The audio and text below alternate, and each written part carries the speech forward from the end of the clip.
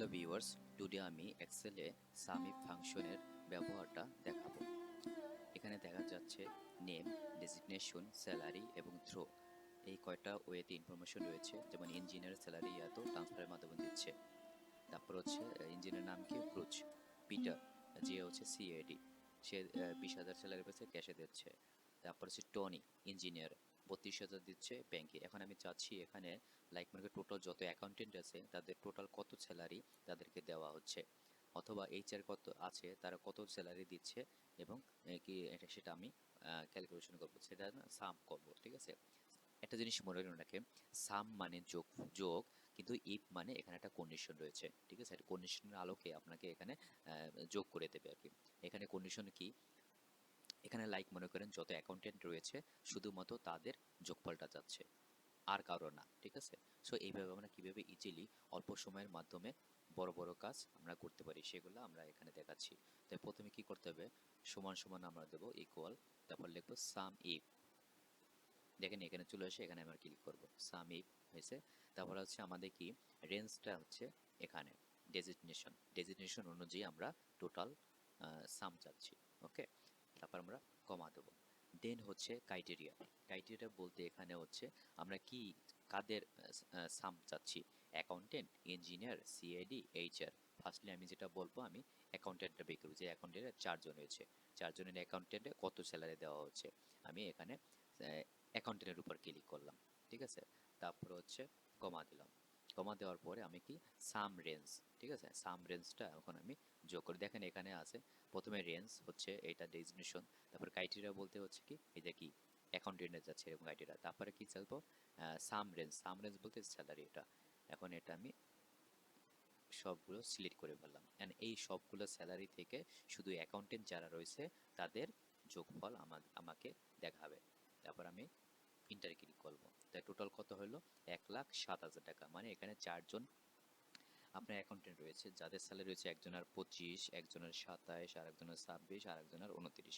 এই 4 জনকে total salary দেওয়া হচ্ছে 1,07,000 টাকা।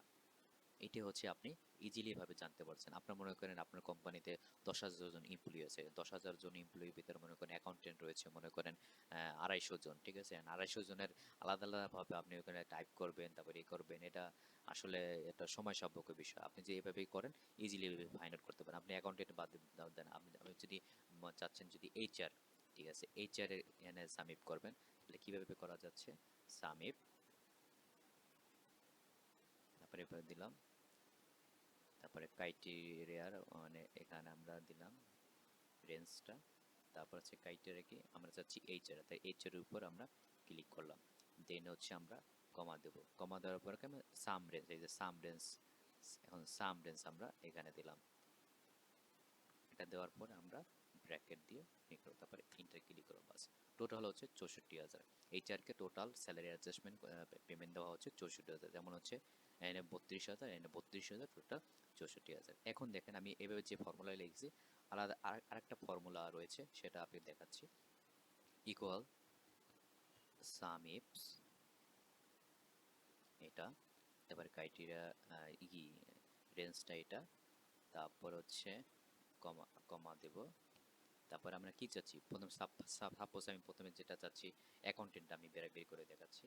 এখানে এই কমা দিলাম, তারপরে অ্যাকাউন্টেন্ট যেভাবে লেখা আছে ওইভাবে লিখবো অ্যাকাউন্টেন্ট, তারপরে কমা দিয়ে শেষ করলাম, তারপরে কমা দিলাম, তারপর হচ্ছে রেঞ্জটা সাম রেঞ্জ, তারপর হচ্ছে সাম রেঞ্জটা সিলেক্ট করলাম, তারপর ব্র্যাকেট। এখন দেখেন আমি যেভাবে ফর্মুলাটা বের করছি, সেম অ্যাকাউন্টেন্টের কত 1,07,000, 1,07,000, এখানে কি চেঞ্জ হলো, অ্যাকাউন্টেন্ট আমি এভাবে দিচ্ছি। ঠিক আছে, আর বাট এখানে দেখেন এখানে কিন্তু দেওয়া নাই, কিন্তু D33, এই যে D33 এনে আমি সিলেক্ট করেছিলাম, কিন্তু সবগুলোই 4টাই অ্যাকাউন্টেন্টের যোগফল এখানে আছে।